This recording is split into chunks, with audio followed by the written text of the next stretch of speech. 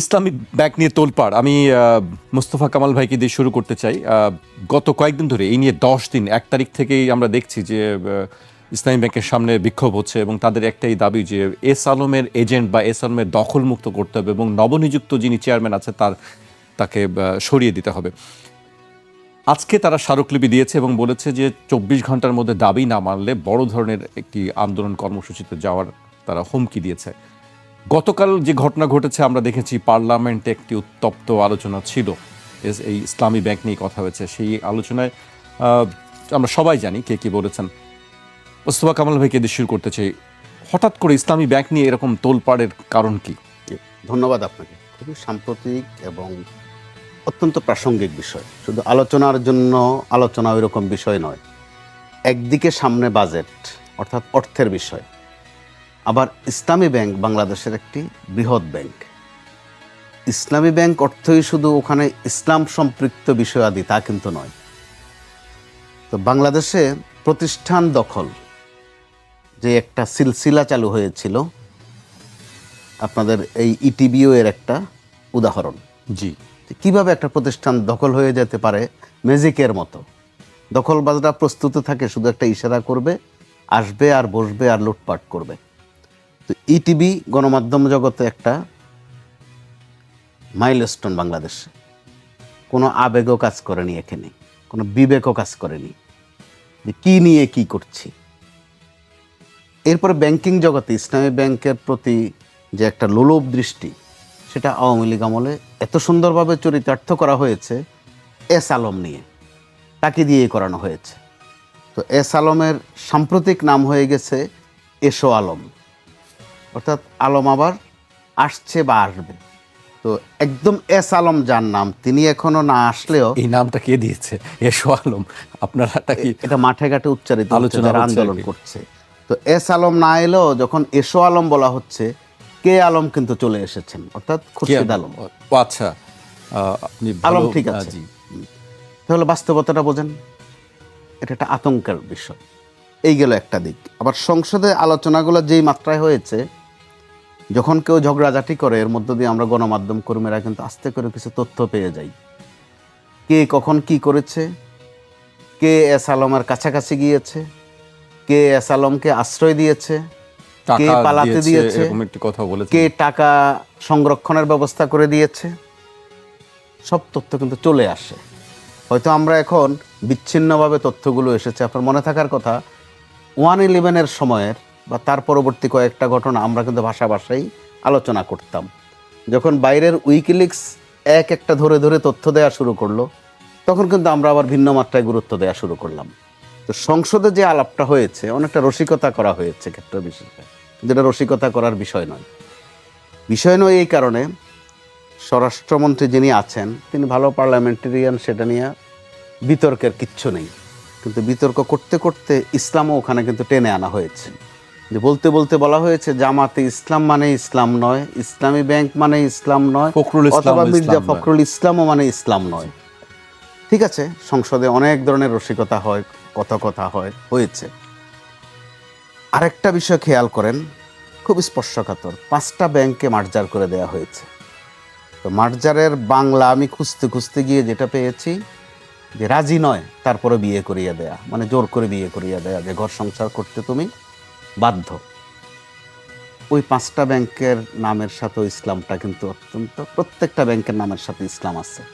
Social ইসলামী bank, এরকম প্রত্যেকটার সাথে ইসলাম শব্দটা আছে। এতে করে আপনি একটু ঠান্ডা মাথায় ভেবে দেখেন যে পরিস্থিতিটা কোন দিকে যাচ্ছে। যদিও ফাংশনালি আওয়ামী লীগ আমলেও কিন্তু এই ইসলামী ব্যাংকগুলো চলেছে। ওই ইসলামী ব্যাংকের কয়েকটা সংখ্যালঘু বা হিন্দু সম্প্রদায়ের এমডি চেয়ারম্যানও ছিলেন। অর্থাৎ শুধু ইসলামী ফাংশন ওখানে হয় না। আর ইসলাম একটা মার্কেটিংয়ের আইটেমও যে হয়ে গেছে, এটাও তো সত্য। যে এই ব্যাংক শুধু জেনারেল ব্যাংকিং করে, সেও একটা বিজ্ঞাপন দেয় যে আমাদের এখানে ইসলামী ব্যাংকের সুযোগ সুবিধা আছে। অর্থাৎ মার্কেটিংয়ের প্রশ্ন ইসলাম একটা উপাদান বলা চলে। এটা কাঙ্ক্ষিত ছিল না। আর ইসলামী ব্যাংক নিজস্বভাবে যে অবস্থাটা বাংলাদেশে করেছে, শুধু বাংলাদেশে নয়, এশিয়া মহাদেশে তাদের কিন্তু একটা বিশাল অবস্থা। এখানে অনেকেই স্বস্তি বোধ করেছেন। একটু মনে করিয়ে দিতে চাই, যখন ইমরান সরকার নামে একজন সরকার পয়দা হয়েছিলেন কয়েকদিন বাংলাদেশে, তিনি গোটা বাংলাদেশ চালাতেন শাহবাগ থেকে। তখনও ইসলামী ব্যাংক খুব প্রাসঙ্গিক হয়ে গিয়েছিল, যে ইসলামী ব্যাংকিংয়ের মাধ্যমে জঙ্গি হয়, জঙ্গি উৎপাদন হয়, জঙ্গি ফান্ডিং হয়। আবার একটা ফতুয়াও এসেছিল তখন, সম্ভবত মাওলানা ফরিদউদ্দিন মাসুদ, তিনি একটা ফতুয়া দিয়েছিলেন যে ইসলামী ব্যাংকে টাকা রাখা খুব গুনার কাজ। কিছুদিন পরে তথ্য বেরিয়ে গেল যে ওনার নিজেরও ভালো অ্যাকাউন্ট আছে, ওখানে ভালো অ্যামাউন্টও আছে। তো এই যে আমরা একটা ব্যাংক নিয়ে এই ধরনের রাজনৈতিক বিষয়ের সাথে এইভাবে টানছি সেটাকে। আবার একজন অর্থনীতিবিদ ছিলেন, তিনি সম্ভবত এখন কারাগারে আছেন, ইসলামী ব্যাংক বাংলাদেশের কত ক্ষতি করে তিনি এটা অঙ্ক সহ বলতেন। আর অঙ্ক সহ বলার সময় তিনি সাধারণত রাউন্ড ফিগার বলেন না, তিনি কত লাখ, কত হাজার, কত কোটি, Fraction কত রেখে দেন। পয়সা সহ এটা সহ বলেন। কিন্তু তিনি নিজে যখন একটা ব্যাংকের চেয়ারম্যান ছিলেন, তসরুপ করেছেন, তখন কিন্তু আবার রাউন্ড অ্যামাউন্টে করেছেন, ভাঙতি রাখেননি, সাথে কোনো ভাঙতি রাখেননি। সম্ভবত 5,000 কোটি টাকা এক দাগেই করেছিলেন। তিনি একজন নামকরা শিক্ষক, বাংলাদেশের নামটা নাই উল্লেখ করলাম। তো এইভাবে বিভিন্ন ব্যাংককে কবজা করা অথবা দখলে নেওয়ার জন্য বাংলাদেশে কিছু প্লেয়ার তৈরি হয়েছিলেন। কার চেয়ে কে কত ভালো। বাংলাদেশ ব্যাংক হ্যাক হয়ে গেল, বলা হলো এটা তেমন কোনো টাকা না। হ্যাক হয়েছে মানে যে না, এটা তেমন কোনো বিষয় না। সোনালী ব্যাংকে তসরুপ হয়েছে হলমার্ক সহ, যে এটাও সামান্য কিছু। এই যে তামাশাটার একটা ফলো আপ কিন্তু এখন চলছে। তো ক্ষমতায় তো আওয়ামী লীগ নেই, ক্ষমতায় আছে বিএনপি, অপোজিশনে আছে তাদের দীর্ঘদিনের মিত্র জামাতে ইসলামী। তারা এখন বাহাস করতে গিয়ে, পরস্পরকে খোঁচা দিতে গিয়ে, কে ওখানে কি ম্যানিপুলেট করেছেন, কোন মহামান্যকেও ওখানে একটা দায়িত্ব দেওয়া হয়েছিল যে তসরুপটা আরও কত নিখুঁত, আরও কত সুন্দরভাবে করা যায়। তো পুরনো কিছু কথাও যেমন নতুন করে আসছে। আর সংসদে স্বরাষ্ট্রমন্ত্রী আর জামাত ইসলামীর আমির সাহেব যে বিতর্ক করেছেন, আমার মতো আরও অনেকেই মনোযোগ দিয়ে কিন্তু শুনেছেন। কি শুনেছেন? তাদের ঝগড়া শোনেন নেই, তথ্যগুলো ফলো করেছেন, যে কে ওখানে কি করে, কে কত টাকা নেয়, কার নির্বাচনে ফান্ডে কত টাকা যায়। এতে করে ওই যে ঘরের কথা বাইরে জানলো কেমনে, ওইটা কিন্তু মানুষের নতুন নতুন করে জি। জানা হচ্ছে। জি। যার জেরে এখন তোলপাড় কেন, আরো কত কিছু যেন আমাদের সামনে সহ্য করতে হয়। নমুনা কিন্তু ভালো বলছে না। একদিন পরে বাজেট, তার আগে একটা ব্যাংকিং সেক্টরে তোলপাড়, মতিঝিল দিলকুশা এলাকায় কিন্তু হাঁটা যাচ্ছে না গত কয়েকদিন। এমনকি ইটিভি সহ কাউরান বাজারের এই বেলটাও কিন্তু প্রত্যেক দিন প্রসেশন থাকছে, এবং তারা যে সংগঠিত সেটাও কিন্তু আবার প্রমাণিত। সরকার থেকে বলা হচ্ছে ওখানে জামাতে ইসলামের একটা সম্পৃক্ততা আছে। তো এটা তো গোপন বিষয় নয়, জামাতে ইসলামীর যে ওখানে সম্পৃক্ততা ছিল বা আছে এটাও গোপন নয়। আওয়ামী লীগ যে দখল করেছে এটাও গোপন নয়, বা বর্তমান বিএনপিও যে এই নিয়ে কিছু চালাচালি করছে এটাও কিন্তু আর গোপন থাকছে না। অর্থাৎ পুরোটাই এখন অন্দরের নয়, মূলত সদরের বিষয়। জি, আপনার কাছে আমি আবার আসবো, রাজ্জাকি ভাইয়ের কাছে আসতে চাই। রাজ্জাকি ভাই, আপনি এই ইসলামী ব্যাংকের যে বর্তমান পরিস্থিতি চলছে, সেটার পিছনে কি কারণ মনে হয়, বা এটা আপনার বক্তব্য কি? না, বক্তব্য কি, যদি আমি ভাইয়ের একটা কথা থেকে শুরু করি, যে কথাটা পার্লামেন্টে বলা হয়েছে যে ফখরুল ইসলাম আলমগীরের যে ইসলাম সেটা ইসলাম নয়, জামাত ইসলামের ইসলাম ইসলাম নয়, আর ইসলামী ব্যাংকের ইসলামও ইসলাম নয়। আমি স্রেফ যদি রসিকতাও ধরি, আপনি আসেন রসিকতা অথবা সিরিয়াস, আপনি যেটাই ধরেন, ইসলামের সাথে তো ইনফ্যাক্ট এই নামগুলোর কোনো সম্পর্ক নাই। সেই হিসেবে স্বরাষ্ট্রমন্ত্রী একটা সুন্দর সত্য কথা বলেছেন। আমি এর সাথে একটা জিনিস খালি অ্যাড করে দিব, এটার সাথে অ্যাড করবো এরকম, বাংলাদেশের গণতন্ত্র কিন্তু গণতন্ত্র নয়। বাংলাদেশের গণতন্ত্র কি? গণতন্ত্র হলো মেজরিটি লোকের যে ওপিনিয়ন সেটাকে অ্যাকসেপ্ট করার নাম গণতন্ত্র। বাংলাদেশে সেটাকে উপেক্ষা করার নাম গণতন্ত্র। গণভোটে 69% লোকে ভোট দিছে, সেটাকে আপনি উপেক্ষা করছেন, এটার নাম গণতন্ত্র। এই উপেক্ষা করে আপনি যদি পার্লামেন্টে গিয়ে কথা বলতে যান, who will listen to you? আলাপ করতে পারেন। এটা হলো গায়ে যখন জোর থাকে তখন নানান ভঙ্গিমায় বলা যায়। আমি আবারও বলছি, বাংলাদেশের গণতন্ত্র গণতন্ত্র নয়, কারণ 69% লোক ভোট দিচ্ছে, সেটাকে আপনারা উপেক্ষা করছেন। আপনি গণতন্ত্র মানবেন না, আপনি ওপিনিয়ন দিচ্ছেন। সেকেন্ড থিং আসি, টাকা তসরুফ। ইসলামী ব্যাংকের আলটিমেটলি তার টাকা তসরুফ। সেটা কি বলছেন? 2 ধাপে 11,000 কোটি টাকা করে ব্যয় করা হয়েছে। কি খাতে? RDS, রুরাল ডেভেলপমেন্ট স্কিম, এর নামে টাকা দেওয়া হয়েছে প্রথম এক ধাপে। এটা আগস্টের আগে, অভ্যুত্থানের আগে। কি 10,000 টাকা করে ঋণ টিন দিয়ে, এবং পরে আবার সেটা মৌকুব করে দিয়েছে। দ্যাট ইজ, টাকাটা তাদেরকে দান খয়রাত করছে। কি জন্যে? বেহেস্ত বাবা, ভোট দিবা। আবার 5ই আগস্টের পরে এই ইলেকশন আগ পর্যন্ত আবার 11,000 কোটি টাকা দিছে ভোট দিবা। আমি এই বক্তব্যটাকে যদি সত্যিই ধরে নিই, অফকোর্স যদি এটা হয়ে থাকে সেটার বিচার করা উচিত, তদন্ত করা উচিত, যেটা জামাত ইসলাম ইঙ্গিত করে বলা হয়েছে। এবং জামাত ইসলাম আমির বীর দর্পে বলেছে, চ্যালেঞ্জ জানিয়েছেন যে আপনারা ওভাবে বলছেন কেন, বলেন জামাত ইসলাম করেছে, নাম বলেনি, কিন্তু উনি বলেছেন যে নাম বলেন, তারপর বলছেন নাম বলতে। জি। তো আপনি যখন খুব সত্যবাদী, খুব স্ট্রেট ফরওয়ার্ড হবেন, আপনার কাছে যদি প্রমাণ থাকে, এভিডেন্স থাকে, আপনি এইভাবে বলবেন। সব জায়গায় চলে না। আপনারা যে আমি গণতন্ত্র নাই বললাম, সে পর্যন্ত তো পার হয়ে গেলেন জনগণকে ধোঁকা দিয়ে, সেটা ঠিক আছে। কিন্তু আমির ইসলাম জামাতের আমির এটাও বলছে, আমি তাদের কথোপকথন বলছি, এটাও বলছে শ্বেতপত্র প্রকাশ করেন, আমি অ্যাবসোলুট চ্যালেঞ্জ করছি, এটা সে বলেছে এবং তদন্ত করতে বলেছে। তাই না? বলছে এই একই কথা আবুল বারাকাত বলেছিলেন যে ইসলামী ব্যাংকের ফান্ডিং করে জঙ্গিদের, পরিষ্কার উনি ওইভাবে বলছেন, জঙ্গিদের।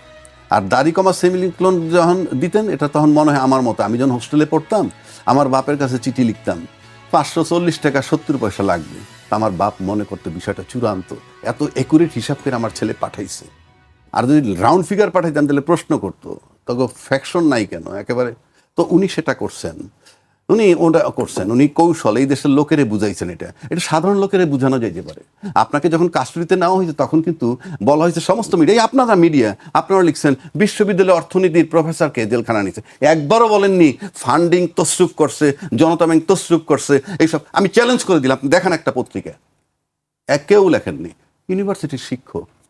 আর এইরকম বেলা একটা ঘটনা ঘটলে পরে তাহলে তখন ওই ব্যক্তি এটা করছেন, উনি মাদ্রাসার বা অমুক, এই হুইচ ইজ ভেরি পেইনফুল। আপনি যখনই কেলেঙ্কারি কথা ধরবেন, অফকোর্স আপনি আসেন শেয়ার বাজার কেলেঙ্কারি, আসেন পার্লামেন্টে আলোচনা করেন, উই ওয়ান্ট টু সি ইট, পার্লামেন্টে আলোচনা করেন। সোনালী ব্যাংক কেলেঙ্কারি, জনতা ব্যাংক কেলেঙ্কারি, বাংলাদেশ ব্যাংকের টাকা চুরি, বেসিক ব্যাংকের কেলেঙ্কারি, কি এগুলি মাপ? অফকোর্স ইসলামী ব্যাংকে যারা করছে তারা যদি এটা করে থাকে, এদের যেভাবে অ্যাকশন নেবেন একই কায়দায় এই বিষয়গুলো পার্লামেন্টে আসতে হবে। যদি বলে বিরোধী দল আনবে, কেন? সরকারি দল এনেছেন, এইগুলোও সরকারি দল আনবেন। এটা বাংলাদেশ, এটা আমার সকলের দেশ, জনগণ এই দেশের মালিক বলতেছেন আপনারা, জনগণকে উপেক্ষা করবেন না। আমি আবারও বলছি, আওয়ামী লীগ যেভাবে দেশ চালাইছে, শেখ হাসিনা মাইনাস শেখ হাসিনা, আওয়ামী লীগ যদি শক্তিশালীর দিক থেকে ধরি, শুধু হাসিনা বাদ দিয়ে আজকে যদি যে আওয়ামী লীগ সাজবে বাজারে, সেই আওয়ামী লীগ, ওই হাসিনা সহ আওয়ামী লীগ যে ক্ষমতা রাখে, হাসিনা বিহীন আওয়ামী লীগ তার 50 ভাগের 1 ভাগ ক্ষমতা রাখে না। এটা মাথায় রাখতে হবে। তো একইভাবে আপনাদেরকেও সেই চিন্তা করতে হবে। আপনারা এই শেয়ার বাজার কেলেঙ্কারি, সোনালী, জনতা ব্যাংকের কেলেঙ্কারি, বেসিক ব্যাংক কেলেঙ্কারি আলাপ করেন, আমরা দেখতে চাই আপনারা আলাপ করেন। এইবার আসেন জঙ্গিদের ফান্ডিং করা বলা হয়তো, যেটা বললাম আবুল বারাকাত সাহেব বলছেন, শফিক সাহেব মানে আমির সাহেব এটাও বলছে, আপনারা দ্বিতীয় বারাকাত হইয়েন না। মানে উনিও বলছেন জঙ্গি। আমি সবারটাই আমি গ্রহণ করি যে ঠিক আছে, স্বরাষ্ট্রমন্ত্রী কারেক্ট, যদি হয়ে থাকে আপনি শ্বেতপত্র দেন এবং বিচারে যান। আমরা এই আলাপ শুনতে রাজি না। আগে বিগত সরকার টাকা তসরুপ করে গেছে, শুধু আলাপ, এই আলাপ মাঠে গ্রামে গঞ্জে আপনাদের আগে করে, আপনাদের আগে, আপনার ক্ষমতায় আসার আগেও, ইভেন দেশে আসার আগেও মানুষ করতেছিল। তো আপনি তো একই আলাপ করতেছেন, এইটা তসরুপ হয়েছে, ওইটা তো, what is the use of it? আপনি পার্টিকুলার ইসলামী ব্যাংক নিয়ে দিয়েছেন। এখন আসেন ইসলামী ব্যাংক নিয়ে আরও একটা কথা বলছে, এটা নাকি জামাতের ব্যাংক নাম্বার 1। আবার বলছেন যে অনেক আছে গ্রাহক, যারা জামাতের বহু লোক আছে গ্রাহক সেজে আন্দোলন করতেছে। এটা আমি একটু ক্লিয়ার করে দিই। প্রথমত আসেন, একটা ব্যাংক যখন হইল 10টা লোক উদ্যোগ নেয়, 10 লাখ লোকে তো আর উদ্যোগ নেয় না, 10টা লোকে উদ্যোগ নিল। এই 10টা লোক যদি জামাতের হয়ে থাকে, অপরাধ তো নাই, উদ্যোগ নিয়ে আপনি একটা ব্যাংক করতে পারেন না। তবে হ্যাঁ, এই ব্যাংক হওয়ার পর আলটিমেটলি জামাত যারা করে না তারাও গ্রাহক আছে, তবে জামাতের গ্রাহকের সংখ্যা বেশি, অর্থাৎ জামাত যারা করে বেশি। কেন? এটা সুদবিহীন, এটা কি ইসলামী কায়দায় দিব, আপনি বলতে পারেন। এটা বলছে, এটা আমি অস্বীকার করতেছি না, বলছে। বললে কি, এটা বললে কি অপরাধ হয়েছে? অপরাধ তো হয় নাই। এক, আর ওই 5 জন জামাতের লোক নিয়ে যখন ইসলাম ব্যাংকটা করে ফেললো, এটা জামাতের ব্যাংক হবে? কেন হবে? 2টা আপনার এক্সাম্পল দিব। একটা এক্সাম্পলে যদি আপনি আইনের ভাষায় আসেন, আইনের ভাষায় কিন্তু একই লোক, একই ব্যক্তি 2টা বিচার করে। যেমন ঢাকার জেলা জজ, ডিস্ট্রিক্ট সেশন অ্যান্ড ডিস্ট্রিক্ট জাজ বলা হয় তাকে, উনি যখন ক্রিমিনাল কেসের বিচার করেন তখন তাকে বলা হয় সেশন জাজ, এটা জেনে রেখেন। তখন তাকে বলে সেশন জাজ। যখন উনি দেওয়ানি মামলা, জমি জমার মামলাটা শুনেন, তখন তাকে বলা হয় জেলা জজ। তাহলে ব্যক্তি কিন্তু এক। একইভাবে ইসলামী ব্যাংকের গ্রাহক যদি জামাতে ইসলামের সদস্য হন, সে তো এখন গ্রাহক হিসাবে আন্দোলন করতেছে, ওই ব্যাংকের গ্রাহক, ওই ব্যাংকের অ্যাকাউন্ট হোল্ডার। অপরাধটা কোথায়? আপনারা বানাচ্ছেন এটা জামাতি ব্যাংক। মানে জামাতি ব্যাংক মানে কি? 1 নম্বর, তারা কি ব্যাংক করতে পারবে না? 2 নম্বর, আসেন যদি তাই বলেন যে জামাতে করছে বইলা বা একটা দলের লোক করলেই হয়, তাহলে আপনি যদি শেরিনা হোটেলের দিকে তাকান, এটা কি বিএনপির হোটেল? আপনি ঢাকা ব্যাংকের দিকে তাকান, এটা কি বিএনপির bank? Of course not. But Sherina হোটেলের মালিক বিএনপি করেন, ঢাকা ব্যাংকের মালিক বিএনপির এমপি। ডাজ ইট মিন যেটা বিএনপির ব্যাংক? আবার উল্টা দিকে আসেন, 3 জন এমপি মিলে উদ্যোগ নিয়ে যদি একটা ব্যাংক করে, তাতেই অসুবিধাটা কোথায়? আবার বলতেছেন আপনারা কি যে দলীয় লোক সব ওই ব্যাংকে ঢুকাইছে, সেখানেই বা অপরাধ কোথায়? আমি যে জেলা পরিষদের চেয়ারম্যান দিলাম, আমি যে পৌরসভার চেয়ারম্যান দিলাম, প্রশাসক দিলাম, কোত্থেকে দিলাম? কোত্থেকে দিলাম? তারা তো নিজেরা বানাইয়া নিজেরা তো করতেছে, নিজেদের লোককে প্রোভাইড করতেছে। আপনারা কোনটা করতেছেন? আমি ভাই যুক্তি দিচ্ছি, তার মানে এতে কিছু আসে যায় না। একই ব্যক্তি জামাতও করতে পারেন এবং গ্রাহকও হতে পারেন। এখন তার আন্দোলন হবে গ্রাহক হিসেবে, নট জামাতি হিসেবে। কতগুলা যৌক্তিক কথা বলতে হবে। সুতরাং আমরা যেটা বলতে চাচ্ছি যে শ্বেতপত্র প্রকাশ করুন, 1। 2, অবশ্যই যদি এই টাকা ইলেকশনের নামে টাকা নিয়ে দিয়ে দেওয়া হয়, সেইটার জন্য অবশ্যই বিচার করতে হবে, কোনো ছাড় নাই। কারণ আমার দেশ বাংলাদেশ, টাকাটা দেশের সকল জনগণের। একইভাবে আমি আবার রিপিট করছি, শেয়ার বাজার কেলেঙ্কারি, সোনালী ব্যাংক কেলেঙ্কারি, জনতা ব্যাংক কেলেঙ্কারি, বাংলাদেশ ব্যাংকের টাকা চুরি, বেসিক ব্যাংক কেলেঙ্কারি, এই যা আছে সবগুলা পার্লামেন্টে উত্থাপন করে আপনার অ্যাকশন নেন।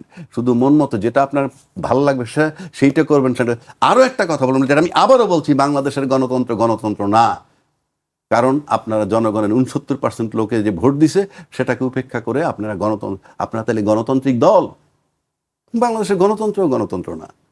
সুতরাং মাথা আগে ঠিক করেন, আগে নিজেরা স্বচ্ছ হন, তারপরে অন্যকে ধরেন। জি, আপনার কাছে আমি আবার আসবো। কামাল ভাই, বাংলাদেশের গণতন্ত্র না একটি টপিক তুললেন তিনি, আপনার কাছে কি মনে হয়? জি, সঠিক বলেছেন তিনি। আমরা বিভিন্ন সময়ে যখন সুনির্দিষ্ট কোনো বিষয় আসে, তখন আমরা বিচ্ছিন্নভাবে এই কথাটা বলি যে বাংলাদেশের সাথে অন্য কাউকে আর তুলনা করবেন না, বাংলাদেশের গণতন্ত্র বাংলাদেশের মতো, যেটা বিগত প্রধানমন্ত্রীও বলতেন। বর্তমান যারা আছেন তারাও হয়তো বলা শুরু করবেন কয়েকদিন পর। আবার এটাই তো বাস্তব, বাংলাদেশ তো আসলেই বাংলাদেশের মতো। কারণ বাংলাদেশের জন্ম থেকে শুরু করে আজকের দিন পর্যন্ত নানান সময়ে এমন ঘটনা ঘটেছে যেটা শুধু বাংলাদেশেই ঘটেছে, যেই ক্ষেত্রে ওই যে বস টেলার্সের বিজ্ঞাপনের মতো, যে আমাদের কোথাও আর কোনো শাখা নেই, আমরাই গণতন্ত্রের শাখা নাই না, বাংলাদেশ আমরা আমাদের মতোই। আমাদের এখানে যখন অর্থনীতির কোনো সূত্র দেওয়া হয়, বলে যেটা বাংলাদেশের সাথে যায় না বা বানায় না, কারণ বাংলাদেশ এই করেছে, ভাষার জন্য করেছে, ৭১ এই করেছে, ৬৯ এই করেছে, আমরা কিন্তু এরকম একটা যুক্তি দাঁড় করানোর চেষ্টা করি। ঠিক ইসলামিক ব্যাংক নিয়েও এখন যেটা রাজ্জাকি ভাই যথার্থই বলেছেন, এটা একটা প্রতিষ্ঠানে যদি কোনো অনিয়ম হয়ে থাকে অবশ্যই বিচারের আওতায় আনেন। কিন্তু আমরা দেখেছি বিগত আওয়ামী লীগ আমলে বিচারের নামে ওখানে নিজস্ব লোক বসিয়ে দেয়া, যেহেতু বর্তমানে তিনি অত্যন্ত স্পর্শকাতর খুব বড় জায়গায় আছেন, ওনাকে ওখানে বসিয়ে দেয়া হয়েছিল এবং বলা হয়েছিল যে ওই কমপ্লিট করার জন্য, দখলবাজি কমপ্লিট করার জন্য, নিখুঁতভাবে করার জন্য ওনাকে দেয়া হয়েছিল। তো এখন এই অভিযোগগুলো তো সামনে আসছে, কিন্তু ট্র্যাজেডি হচ্ছে যখনই আমরা কথার সূত্র ধরে কোনো তথ্য আনি, তখনই বলার একটা চেষ্টা করা হয় যে ওটা তো পুরনো কেস, তো আপনি পুরনোটাকে অপ্রাসঙ্গিক করে ফেলছেন। রাজ্জাকি ভাই তো যথার্থ বলেছেন, শেয়ার বাজার কেলেঙ্কারি বলতে কিছু একটা ঘটেছিল, ওটা এখন আলোচনাই নাই। এখনও কিন্তু ওই সিলসিলা ওখানে আছে, এখনও আছে, চলছে। বাংলাদেশ ব্যাংকের রিজার্ভ হ্যাক হওয়া, ওইটাও বাংলাদেশে সম্ভব। বিশ্বের আর কোথাও এইভাবে ঘটেছে কি না, তাহলে ওখানেও বলতে হবে যে বাংলাদেশের অর্থনীতি বাংলাদেশের মতোই। আর এখানে আমাদের একটা প্রবণতা আছে, আমরা কখনো কখনো বিভিন্ন বিষয়ে করি। যে ঘটনা যা সেটারে ঢাকা দেওয়ার জন্য নানান কিছু সামনে নিয়ে আসি। যখন বাংলাদেশ ব্যাংকে ওই ঘটনা ঘটলো, তখন আমরা বয়ান শুরু করে দিলাম যে ডক্টর আতিউর ছোটবেলায় কিভাবে পড়াশোনা করতেন। প্রসঙ্গ হচ্ছে টাকা চুরি। আমরা চাপ্টার করে ফেলছি যে তিনি ছোটবেলায় রাখাল বালক ছিলেন, খুব মেধাবী ছিল, রোল নম্বর এত ছিল, খুব গরিব ছিলেন। এগুলো কিন্তু এক ধরনের চাতুরি। আবার গেল আমলে রাজনৈতিক পরিস্থিতিতে আপনি দেখেন, যখন কাউকে চরম নির্যাতন করা হয়েছে অথবা পিটিয়ে মেরে ফেলা হয়েছে, বলা হচ্ছে ও তো একটা বিএনপি অথবা জামাত, তার মানে হচ্ছে বৈধতা আছে। বিএনপি বা জামাত হলে তাকে মেরে ফেলার একটা বৈধতা আছে। এখন ইসলামিক ব্যাংক নিয়েও কিন্তু ওইটার একটা নমুনা আমরা দেখছি যে ওইটা তো জামাতের। তো ওইটা যখন জামাতের বা জঙ্গিদের বা আজে বাজে টাকা ওখানে, তো আপনি ওই টাকার ভাগ নিতে যান কেন আশপাশে? ওইটা দখল করতে যান কেন? ওটা তো নাপাক। নাপাক জিনিসের কাছে এস আলম সাহেবদেরকে পাঠান কেন? কত সুন্দর নাম এস আলম, এখন বিকৃতি করে আক্রান্তরা বলছে এসো আলম। তার মানে আলমকে আবার আনার একটা প্রক্রিয়া চলছে। আবার যখন খুরশিদ আলম সাহেবকে আনা হয়েছে, তখন তো তাদের ওই আতঙ্ক আরও প্রাসঙ্গিকতা পাচ্ছে, যে নমুনা তো সেটাই বলছে। খুরশিদ আলম সাহেবকে, তিনিও তো বাংলাদেশের 5 আগস্টের ইতিহাসের অর্থাৎ মন্দ ইতিহাসের একজন, অর্থাৎ পলাতকদের একজন অথবা বিতাড়িতদের একজন। কারণ বাংলাদেশে এগুলো আপনি মুছে ফেলার চেষ্টা করলেও, আমরা না বলার চেষ্টা করলেও, বাংলাদেশ বাংলাদেশের মতোই। বিশ্বের কোথাও গভর্নর পালায় না, বাইতুল মুকাররমের খতিব পালান না, প্রধান বিচারপতি পালান না। আসলে তাহলে তাদেরকে নিয়োগ দেওয়ার ব্যাপারে আলোচনা কেন হচ্ছে? এখন তো প্রাসঙ্গিকতা দেখা যাচ্ছে যে তারা চুরির কাজে খুব ভালো, সোজা বাংলা যদি আমি বলি, পাচারের কাজে খুব ভালো, টাকা সরানোর কাজে অত্যন্ত দক্ষ।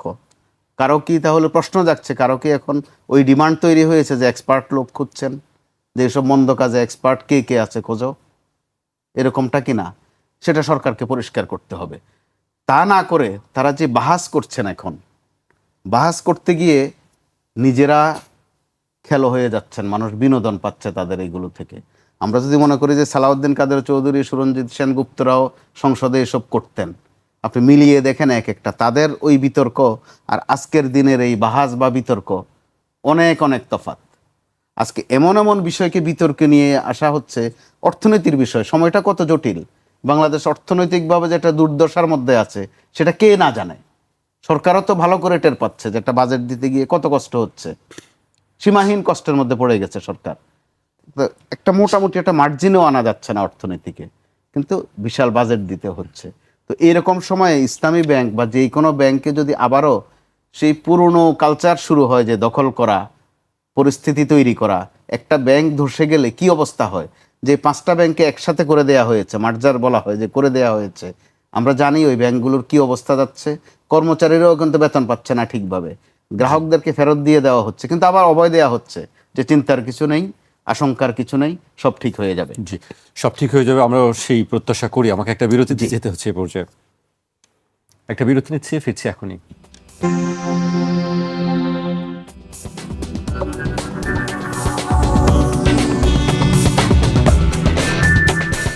বিরতির পর আবারও স্বাগত। আপনারা দেখছেন 21-এর রাত। আমাদের সঙ্গে আছেন সিনিয়র সাংবাদিক, লেখক ও কলামিস্ট মোস্তফা কামাল এবং বাংলাদেশ সুপ্রিম কোর্টের সিনিয়র আইনজীবী আবু হানা রাজ্জাকি। আমি রাজ্জাকি ভাইকে দিয়ে শুরু করতে চাই। রাজ্জাকি ভাই, একটু অন্য প্রসঙ্গে যেতে চাই, রাজনীতির দিকে যেতে চাই। বিএনপির সঙ্গে কার্যক্রম নিষিদ্ধ আওয়ামী লীগও সরকারের একটা অংশ চালাচ্ছে বলে অভিযোগ করেছেন জাতীয় নাগরিক পার্টির মুখপাত্র আসিফ মাহমুদ সজীব ভুঁইয়া। আওয়ামী লীগের নেতারা স্থানীয় সরকার নির্বাচনে অংশ নিতে পারবেন বলে শোনা যাচ্ছে। এর পরিপ্রেক্ষিতে মতামত জানতে চাইলে আসিফ মাহমুদ বলেন, এই সরকার তো অনেকে মিলে চালাচ্ছে, আওয়ামী লীগেরও কিছু সফট সাপোর্টার এই সরকারে আছে। আমরা দেখি এই সরকারের একটা অংশ নির্বাচন কমিশনের সঙ্গে কথা বলে আওয়ামী লীগের নেতারা যেন নির্বাচন অংশগ্রহণ করতে না পারেন, যারা আওয়ামী লীগের পোস্টেড আছেন বা আওয়ামী লীগ করেন সেটা নিয়ে আলাপ করছে। আবার সরকারের একজন উপদেষ্টাকে দেখছি, তিনি বলছেন যে আওয়ামী লীগ নির্বাচন করতে পারবে। আপনি নিশ্চয়ই জানেন বিষয়গুলি নিয়ে আলোচনা চলছে। যে লম্বা বিষয় বলছেন, আমি তো খেয়েরাই ফেলবো, ছুটে গেলে আবার একটু মনে করাই দিয়েন। জি, আচ্ছা, প্রথম আসেন আপনি এই নির্বাচনে অংশ নেয়া কিংবা আওয়ামী লীগের এক অংশ চালাচ্ছে ক্ষমতাসীন দলের। আপনি দেখেন, ভালো করে লক্ষ্য করে দেখবেন যে এই সরকার কিন্তু অফিসিয়ালি আওয়ামী লীগের যাবতীয় রাজনৈতিক কর্মকাণ্ড নিষিদ্ধ করার জন্য একটা আইন করে বন্ধ রেখেছে। এখন এতে আমার কাছে যেটা মনে হয় কি জানেন, ওই যে হায়ের ভিতরে না নায়ের ভিতরে হ্যাঁ, যে আমরা যদি গণভোট না মানতাম তাহলে হয়তো নির্বাচন দিত না, তাই রাজি হইছি। আবার কি জুলাই সনদের যে আইন জারি করছে, জুলাই সনদের পক্ষে রাষ্ট্রপতি, সেটা তিনি করতে পারেন না। এগুলো কিন্তু সব নির্বাচনের পরে বলছি, আগে বলি নাই। তাহলে ওই যে হায়ের ভিতরে না লুকানো ছিল, গণভোটের রেজাল্ট মানবেন না, জুলাই সনদ বাস্তবায়ন করবেন না, একই গায়ে আমার কাছে মনে হইতেছে যে মানে যে আন্দোলনটা হয়েছিল সেই আন্দোলনের বিষয়টা যাতে ফেরত না আসে, আবার চট কইরা গতিটা ফেরত না পায়, সেজন্য বোধহয় বলছেন যে আওয়ামী লীগের যাবতীয় কার্যক্রম আমরা নিষিদ্ধ করে দিলাম আইন করে। এটা হলো আইওয়াশ। পক্ষান্তরে আপনি দেখবেন যে পর্যায়ক্রমে সবাই জামিন পাচ্ছে বা তারা সারফেসে আসতেছে। এখন আপনি যদি বলেন আপনি কি জামিন বিরোধী, আমি জামিন বিরোধী না। এটা হলো আইনের ব্যাপার, জামিন দিবে কি দিবে না ওই বিরোধী আমি না। কিন্তু আপনি যখন রাজনৈতিক কর্মকাণ্ড নিষিদ্ধ করছেন, আর তারা রাজনীতি করুক কি না করুক সেটাও আমার আপত্তি নেই। ভেরি ফ্র্যাঙ্কলি আমি বলতেছি আইনের কথা। আপনি যখন আইন করলেন তারা করতে পারেন, তাহলে তো কোথাও তাদের স্লোগান দেওয়ার কথা না, কোথাও ঝটিকা মিছিল হওয়ারও কথা না। এটা হবে কেন? তাহলে আপনি কৌশল নিছেন, নাইলে ভয় পাইছেন যে তাদেরকে নিষিদ্ধ করছি, হয়তো তাদেরকে বুঝাচ্ছেন গোপনে এই কারণে নিষিদ্ধ করছি যাতে ওই ফোর্সটা না আসে, যেই ফোর্সটা তোমরা লাইক করো না তারা যাতে আবার সামনে না আগায় না আসে। সুতরাং আমি আইওয়াশ হিসাবে আমরা এটা করে রাখছি, বাট আলটিমেটলি তোমাদেরকে ছাড়তেছি। এটার কারণ কি? এটা আবার এস্টাবলিশ করলেন কিভাবে? উপদেষ্টা একটা কথা বললে কি বললেন যে মার্কাবিহীন নির্বাচন হবে এবং সেখানে যদি আওয়ামী লীগের যাদের বিরুদ্ধে কোনো অভিযোগ নাই তারা নির্বাচন করতে পারবে। এটা তো জানা কথাই, কারণ ওবায়দুল কাদের যদি কোথাও নির্বাচন করতে যান প্রতীক ছাড়াও, তাহলে সে আইডেন্টিফাইড, উনি এটার সেক্রেটারি জেনারেল। কিংবা হাসান মাহমুদ আইডেন্টিফাইড, কিন্তু লক্ষ লক্ষ লোক আছে যাদের কোনো পদ নাই, কিচ্ছু না, সেটাই বলছেন পদ না থাকলে তারা করতে পারবেন। আরে ভাই, তারা মার্কা ছাড়া যখন নির্বাচন হবে, আমি আওয়ামী লীগের লোক, আমি যদি নৌকা ছাড়া নির্বাচন করি তাহলে তো আপনি বুঝতে পারবেন না আমি আওয়ামী লীগ করি কিনা। তাহলে আপনি এই কথা বলার তো কোনো প্রয়োজন নাই। এটাকে আপনি সিগন্যাল দিচ্ছেন যে না তোমাদের সাথে আছি, এটা কারণটা কি? ভয় পাচ্ছেন নাকি? আমি সেটাও জানি না। কিন্তু আমার কাছে যেটা মনে হয় আজকে ক্ষমতাসীন দল অনেকগুলা জায়গায় তাদের লোকসান হচ্ছে, লস মানে দে আর লুজিং দেয়ার পজিশন, এটা মনে হয়। কারণ এই যে কমিটমেন্টগুলো রাখেন নাই, গণভোটের কমিটমেন্ট, জুলাই সনদের কমিটমেন্ট, এটা সাধারণ লোকেন কেউ এটা ভালোভাবে নেয় নাই। গল্প আপনি যতই করেন। এক, দুই, কোনো দলই বোধহয় ইঞ্জিনিয়ারিং ছাড়া ভোটে বিশ্বাসী না। কারণ আপনি যদি ভোটে বিশ্বাস করতেন, ভোটারদেরকে ভয় পাইতেন, তাহলে ভোটাররা আপনাকে ভোট দেওয়ার পর তো রিভার্স হইতে পারেন না। ভোটাররা তো আপনাকে বিশ্বাস করে ভোট দিচ্ছে এই জিনিসগুলো হবে, সেগুলো যখন হচ্ছে না, তার মানে ভোটটা হইল নামকাও আসতে, এখানে কি অন্য কোনো ফ্যাক্টর আছে কিনা? নাহলে ভোটাররা আপনি কেয়ার করবেন না কেন? আপনি তো ভোটাররা 100% উপেক্ষা করতেছেন। সবাই বিরোধী দল যারা তারাও দে আর কিপিং সাইলেন্ট, তারাও কিন্তু কিছু করতেছে না। তারা সংসদ ছেড়ে যাবে, ছেড়ে গেলেই কি আর না গেলে কি, আপনাদের তো লাগবে না, 2/3 মেজরিটি তাদের আছে। এখন কথাটা বলছি কেন, এই যে প্রতিদিন গভর্নমেন্টের যে অবস্থাটা লুজ করতেছে তারা এখানে একটা ভয় পাচ্ছে। চক্ষু বন্ধ করে ভাবেন, কল্পনা করেন এই সরকার তো 5 বছরের জন্য আসছে, আমি ধরে নিলাম 5 বছরই তারা থাকবেন, কারণ আমি তো এর বাইরে কথা বলতে পারবো না। তা 5 বছর যদি থাকেন, তাদের যে অবস্থাটা আমরা দেখছি, যেমন ওই যে ইসলামী ব্যাংক নিয়ে কথা বলছেন, অন্য বিষয় নিয়ে বলছেন না, আইসিটি কোর্টের বিচার পরিষ্কার হচ্ছে না, এটা কিন্তু নিউজই নাই কোনো, এখন ওখানে কি হচ্ছে না হচ্ছে নিউজই নাই। এইভাবে যদি আপনি চিন্তা করেন, তাহলে তাদের যদি অবস্থা ডেটোরিয়েট করে, খুব খারাপ অবস্থায় যায়, তারপর সামনে ইলেকশন যদি আফটার 5 ইয়ার্স আসে, কে যাবে তাদের ক্ষমতায়? অপশন কি? অপশন মানে এখন তো বিএনপি, জামাত, এনসিপি 3 জন আছেন, আমি আওয়ামী লীগকে বাদ রাখলাম। এখন যদি তর্কের খাতিরে বলছি, বিএনপি যদি লুজ করতে থাকেন পলিটিক্যালি, তাহলে নির্বাচনে কে আসবে? ন্যাচারালি জামাতের মাঠ পরিষ্কার হয়। তাই হয়তো তারা মাঠে সারফেসে তাদেরকে রাখতেছেন, আনতে চাচ্ছেন এই কারণে, কারণ জামাত বিরোধী সবাই।